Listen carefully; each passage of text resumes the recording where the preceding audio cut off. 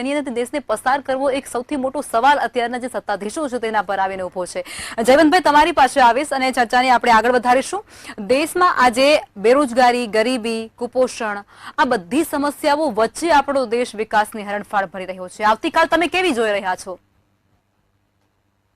આવતીકાલ ખૂબ ઉજળી છે અને સૌપ્રથમ તો સ્વતંત્રતા દિવસની પૂર્વ સંધ્યાએ સ્વતંત્રતા દિવસની સૌ દર્શક અને આપ સૌ પેનલિસ્ટ અને આપને શુભેચ્છા પાઠવું છું અને ખૂબ ઉજળું સપનું જોઈ રહ્યો છું અને એને માનવાનું કારણ પણ છે કે જે રીતની કેટલીક બાબતો ઘટી રહી છે એ જોતા એવું લાગે છે કે આ સંઘર્ષમાંથી પણ એક સૂરજ ઉગશે અને એ સૂરજ છે સ્વાધીનતાનો સૂરજ હશે। સ્વતંત્રતા મળી ગઈ છે, રાજકીય સ્વતંત્રતા મળી ગઈ છે, પણ માનસિક સ્વતંત્રતા, સાંસ્કૃતિક સ્વતંત્રતા આપણને ક્યાં મળી છે? અને એ મળવાની શરૂઆત થોડુંક કોઈને બાયસ લાગી શકે, પણ કહેવામાં મને સંકોચ નથી કે 2014માં નરેન્દ્ર મોદીની સરકાર આવ્યા પછી કેટલીક હદે મળી છે, જે શરૂઆતમાં કોંગ્રેસ સરકારમાં પણ હતી। જયારે 2014માં નરેન્દ્ર મોદી સરકાર ચૂંટાઈને હજી તો 16 મે પરિણામ જાહેર થયા હતા, તો 18 મે ગાર્ડિયન નામનું અંગ્રેજી અખબાર, યુકેનું અખબાર છે, એને લખ્યું હતું અનધર ટ્રિસ્ટ વિથ ડિસ્ટેની, એનું હેડલાઇન હતી અને એડિટોરિયલ હતો। એડિટોરિયલ એટલે આપણે સમજી શકીએ છીએ કે કોઈ પણ છાપામાં એડિટોરિયલ છે એ તંત્રી લેખ એટલે કે તંત્રીનો અવાજ હોય છે અને ખૂબ મહત્વનો હોય છે અને એમાં લખવામાં આવ્યું હતું કે 18 મે will be considered as the final day when Britishers finally left India।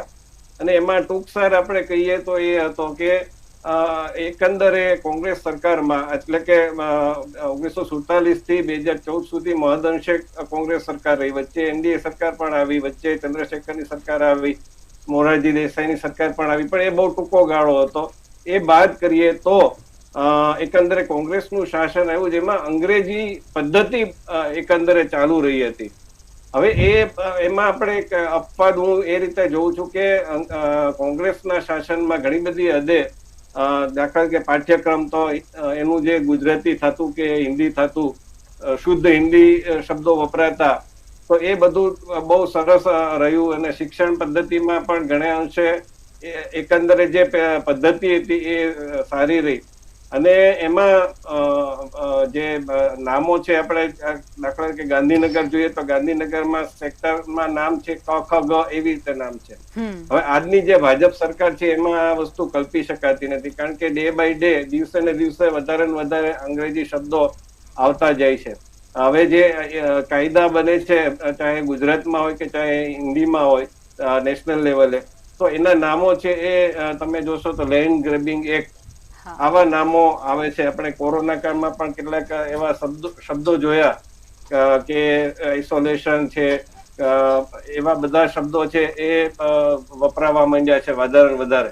હવે આની સામે જે મેં કહ્યું કે 2014 થી કેવી રીતે માનસિક દાસ્તામાંથી બહાર લાવવાનો પ્રયત્ન મોદી સરકારે કર્યો, તો સૌ પહેલા તો બ્રિટિશ કાળના જે કેટલાક કાયદાઓ હતા, જે જરી પુરાણા તો હતા પરંતુ કેટલાક કાયદા જોખમી હતા, એવા હજારેક કાયદા છે એને દૂર કરીને કે એમાં એક કાયદો એવો હતો કે અહીંયા સુપ્રીમ કોર્ટ ગમે તે નિર્ણય આપે તો બધા જ રાજકીય પક્ષોને બાધ્ય ગણાય છે, રાષ્ટ્રપતિ, વડાપ્રધાન બધા માટે બાધ્ય ગણાય છે, પરંતુ એક કાયદો એવો હતો કે એને બ્રિટનની રાણી એલિઝાબેથ એ વખતે તો હતા, એટલે એ જો ચાહે તો એને હટાવી શકે, રાણી કે રાજા કોઈ પણ, અત્યારે જે કઈ હોય તે પ્રિન્સ ચાર્લ્સ હોય કે કોઈ પણ હોય, તો એને એની સામે એનું પગલું લઈ શકે એવો એક કાયદો હતો।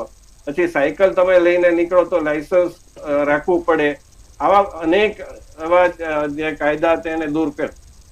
પછી યોગ દિવસ ઉજવવાની શરૂઆત કરી, આયુષ મંત્રાલય બનાવ્યું જેમાં આયુર્વેદ, નેચરોપેથી, યોગ, હોમિયોપેથી વગેરેને ઉત્તેજન આપ્યું।